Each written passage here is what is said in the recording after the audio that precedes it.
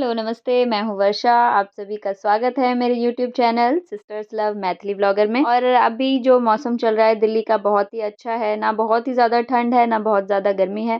और यहाँ मेरे पेड़-पौधों की हालत थोड़ी ख़राब हो चुकी है, तो ये सब थोड़े मतलब सूख गए हैं, कुछ हरे-भरे हैं, तो मैं सोच रही थी इन सबको अच्छे से थोड़ा टाइम दे के इन सबको सुधारूँ, क्योंकि इन सब की हालत बहुत ही ज़्यादा बुरी हो चुकी है। मुझे टाइम निकाल के जल्द से जल्द इन सबको ठीक करना होगा।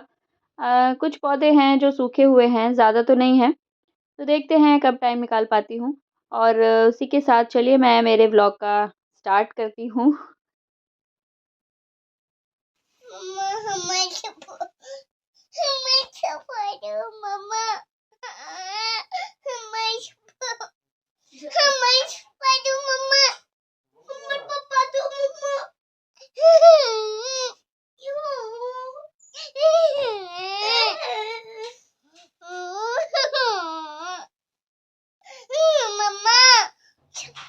दीदू के क्लास चलतन के ना हम शफा दो दिया।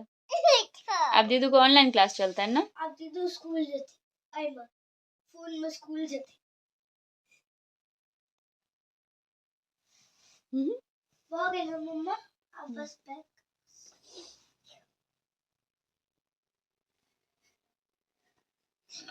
यहाँ मैं रेडी हो चुकी हूँ ऑनलाइन क्लास के लिए। हेलो, हाय करो, नहीं बाय करो। नहीं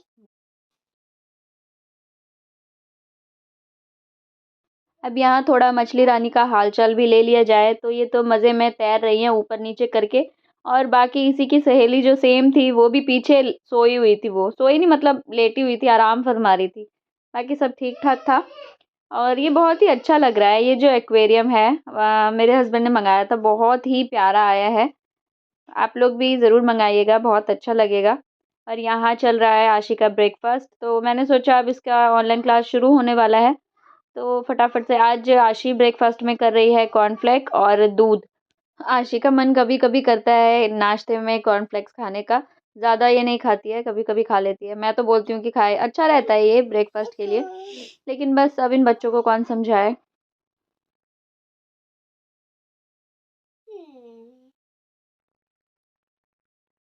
नहीं खाई मम्मा। खाओ खाओ तो किहन नहीं यम्मी।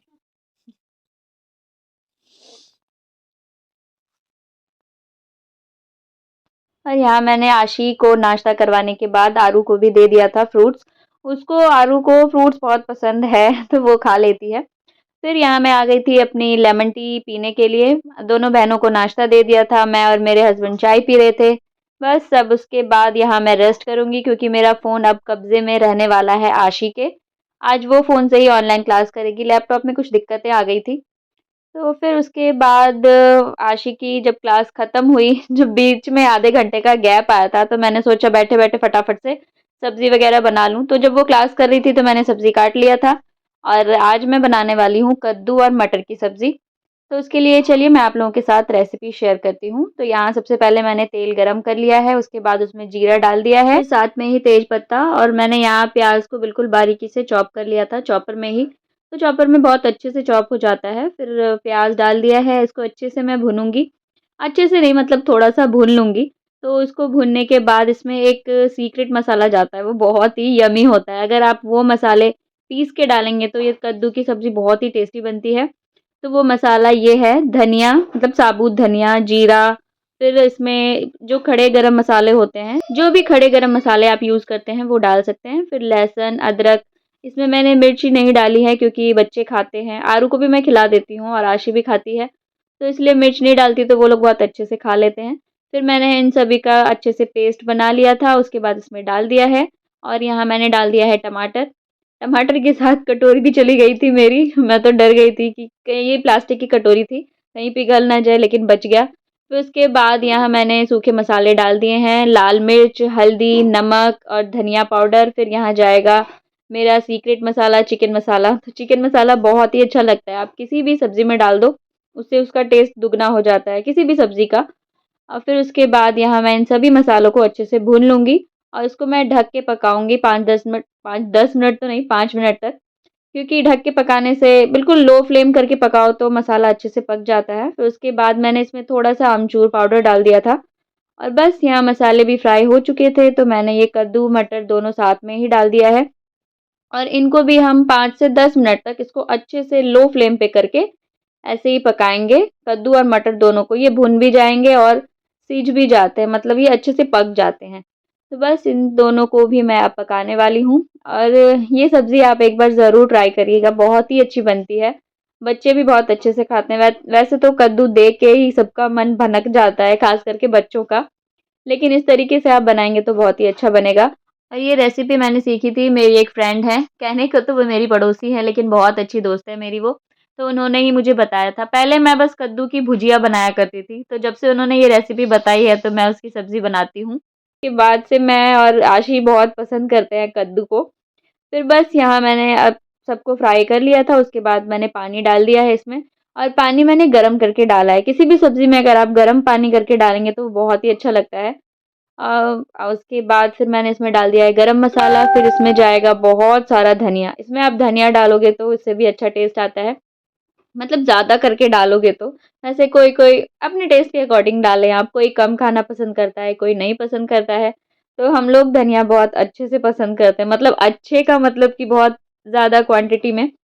तो बस उसी के साथ मेरी सब्ज़ी बन के तैयार हो गई है और थोड़ा-सा मैंने साइड में बना लिया है रायता। तो यहाँ रायता मैंने बनाया है खीरे और बूंदी का।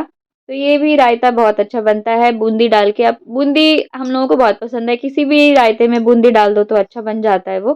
फिर रायता सिंपल ही था, तो उसकी रेसिपी मैं क्या ही शेयर करती, तो इसलिए मैंने नहीं शेयर किया। उसके बाद मैं आप लोगों के साथ एक होममेड इंग्रेडिएंट शेयर कर रही हूँ, जो बालों के लिए क्या होता है ठंड के टाइम में ना हर किसी के बालों में ना बहुत ज़्यादा डैंड्रफ हो जाते हैं। मेरे बालों में तो बहुत ज़्यादा हो जाते हैं, तो उसी के लिए मैंने ये रील्स में देखा था। एक बार मैंने इसको ट्राई किया था, तो सोचा आप लोगों के साथ भी शेयर करूँ, बहुत अच्छा रहता है। तो आप इसमें 1 से 2 ग्लास पानी ले लें, उसमें तेज पत्ता, मेथी का दाना और कड़ी पत्ता और 2 बड़े चम्मच के करीब चावल ले लें, जो भी चावल आप यूज़ करते हैं। फिर 2 से 3 चम्मच चाय की पत्ती, तो चाय की पत्ती भी इसमें, चाय की पत्ती भी क्या, चाय की पत्ती ही ये बहुत अच्छा कमाल करती है।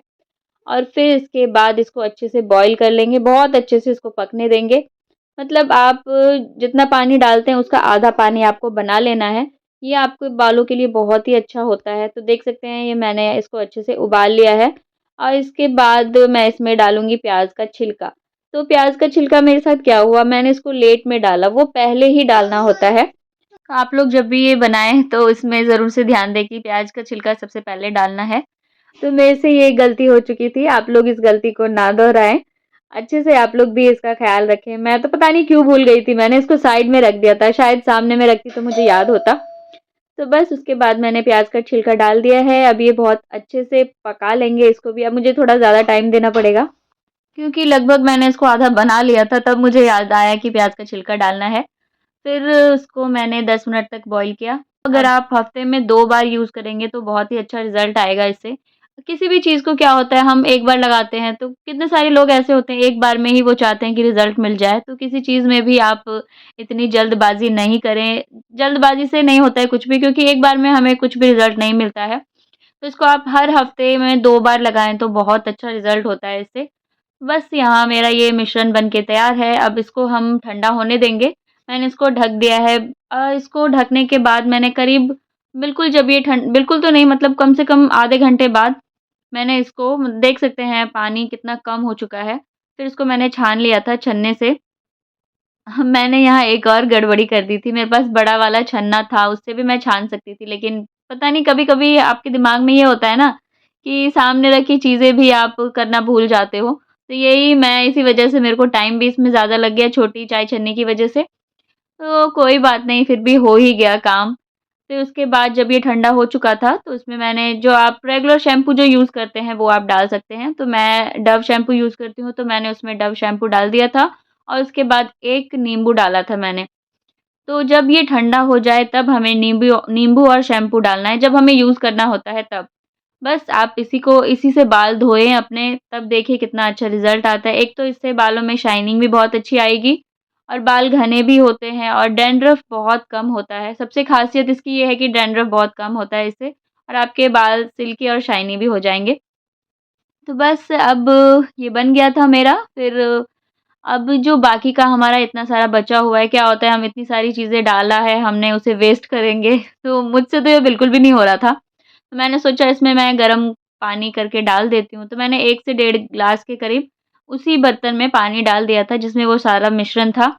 उसके बाद मैंने इसको पूरी रात तक ढक के छोड़ दिया था इसी गरम पानी में। तो उसके बाद इसको कल सुबह मैंने छान लिया था, अगले दिन सुबह में, तो वो छान के मैंने इसको फ्रिज में रख दिया, तो वो आप आराम से रख सकते हैं। मैंने इसको एक करीब 1 से 2 हफ्ते तक रखा हुआ था यूज़ करने के लिए, तो बिल्कुल भी ये खराब नहीं हुआ था। और इसको आप स्प्रे की तरह भी यूज़ कर सकते हैं, किसी भी स्प्रे बॉटल में डालें, फिर आप जैसे आपको डैंड्रफ है, शैम्पू करने से आधे घंटे पहले आप स्प्रे करें पूरे बालों में, तो उससे भी बहुत अच्छा रिज़ल्ट आता है। फिर उसके बाद आज ये शैम्पू मैंने आशी के सिर में लगाया था, उसके बालों में, तो बहुत ही अच्छा मुझे लगा। सिल्की-सिल्की हो गए थे इसके बाल, वैसे भी आशी के बाल सिल्की हैं और भी ज़्यादा हो गए थे और शाइनी भी थे। फिर यहाँ आशी का चल रहा है दोपहर का खाना। तो आशी ने यहाँ खाना खा लिया था, उसके बाद हम सब ने भी खाना खाया था। खाना-पीना खा के थोड़ी देर हम लोग सो गए थे, फिर उसके बाद आशी को ट्यूशन जाना था, तो वो ट्यूशन चली गई थी। फिर जब वो शाम को ट्यूशन से आई, तो यहाँ आरू और आशी खेल रहे थे, तो मैंने भी सोचा क्यों ना आप लोगों को भी इन दोनों का खेल दिखाऊँ। तो चलिए देखते हैं इन दोनों का खेल। एक आलू टमाटो ये तक चले ओके ईटू का पार्टी ओके ईटा बेटू ईटा दीदू ईटा बेटू ताकू एक दस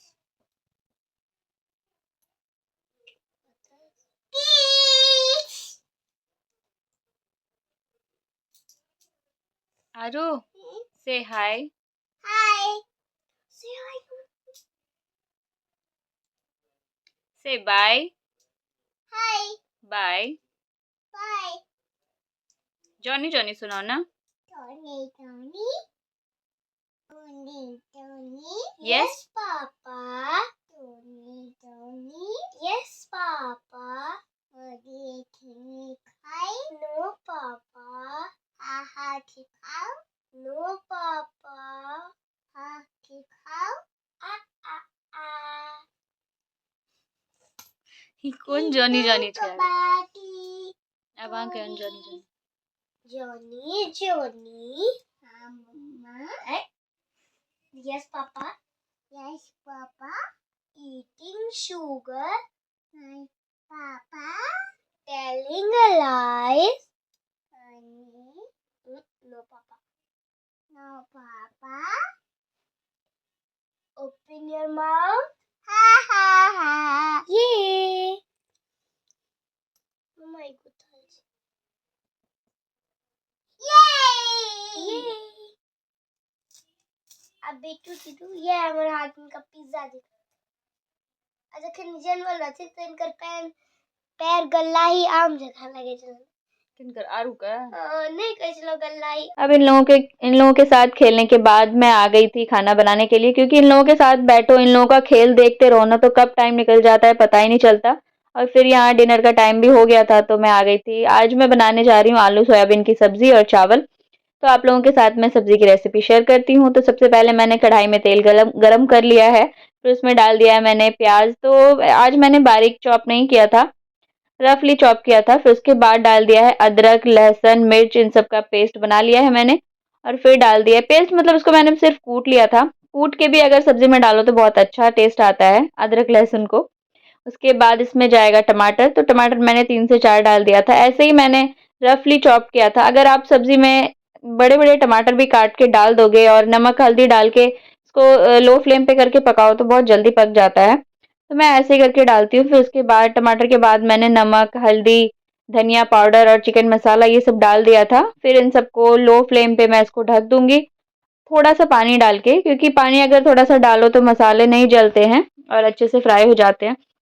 तो बस उसके बाद ढक के मैंने पकाया था इन सबको, तो देख सकते हैं कितने अच्छे से पक गया है। बहुत अच्छे से ये फ्राई हो चुका था। उसके बाद मैंने गैस की फ्लेम को हाई कर दिया था। उसके बाद इसमें मैंने आलू को डाल दिया था, बॉयल आलू को। तो आलू सोयाबीन में अगर आलू आप बॉयल करके डालो तो बहुत अच्छा टेस्ट आता है। बस अब आलू को भी मैं थोड़ा-सा भून लूँगी। उसके बाद सोयाबीन तो मैंने पहले ही फ्राई कर लिया था, तो उसको मैं फ्राई करते क्या ही दिखाती, ज़्यादा लंबा होता वीडियो। तो मैंने उसको फ्राई करते हुए नहीं दिखाया था। फिर उसके बाद सोयाबीन भी मैंने डाल दिया। अब इन दोनों को अच्छे से भूनने के बाद इसमें बारी आएगी पानी डालने की। तो क्या होता है, ये इस तरीके से अगर आलू सोयाबीन की सब्ज़ी मैं बनाती हूँ तो अच्छा लगता है। और एक तरीका भी होता है सारे मसालों को मिक्सी में पीस के बनाओ, तो वो ज़्यादा अच्छा नहीं लगता, ये वाला ज़्यादा अच्छा लगता है। और जब आप सिलबट्टे पे मसाले पीस के बनाओ तब तो अलग ही स्वाद आ जाता है सब्ज़ी का। तो सिलबट्टे तो ख़ैर मेरे पास है नहीं, तो मैंने ऐसे ही मसाले पीसे थे। तो उसके बाद फिर यहाँ सब्ज़ी बॉयल हो चुकी थी अच्छे से, फिर मैंने इसमें गरम मसाला डाल दिया था और ढेर सारा धनिया पत्ता डाल दिया था। तो सॉरी, कभी-कभी मुँह से स्लिप हो जाती है आवाज़ें। और बस यहाँ मेरा रात का डिनर तैयार है, चावल, सोयाबीन की सब्ज़ी और थोड़ा-सा सैलेड। तो आज सिंपल सा ही डिनर था हमारा। ये मुझे मुझे क्या मतलब मेरे घर में हर किसी को पसंद है आलू सोयाबीन की सब्ज़ी और चावल। और यहाँ आरू खेल रही थी, अपने पापा का चश्मा साफ कर रही है ये ब्रश से। तो इसके काम ऐसे ऊट-पटांग वाले ही होते हैं। तो ये चश्मे को साफ करके बहुत ही ज़्यादा खुश हो रही थी, कभी सफाई कर रही थी, तो कभी हँस रही थी, कभी उसको लगा के बहुत खुश हो रही थी। और इसके पापा बगल में सो गए थे और मैंने सोचा कि इसकी वीडियो बना लूँ। तो मैं मुझे ना बहुत अच्छा लगता है इसकी छोटी-छोटी वीडियोज़ बनाने में। तो बस इसी के साथ मैं मेरे ब्लॉग का एंड करती हूँ। यही था मेरा आज का छोटा-छोटा जो क्लिप मैंने वीडियोज़ जो आज आज लिया हुआ था। जो मेरा क्या कहते हैं दिनचर्या जो मेरी थी, तो वही मैंने आप लोगों को दिखाया आज का। तो चलिए अब मिलते हैं नेक्स्ट व्लॉग में। आई होप आप लोगों को मेरा ये आज का वीडियो अच्छा लगा हो, तो प्लीज़ लाइक और कमेंट ज़रूर कर दीजिएगा और नए हैं तो सब्सक्राइब भी करते जाइएगा। Bye bye, thanks for watching.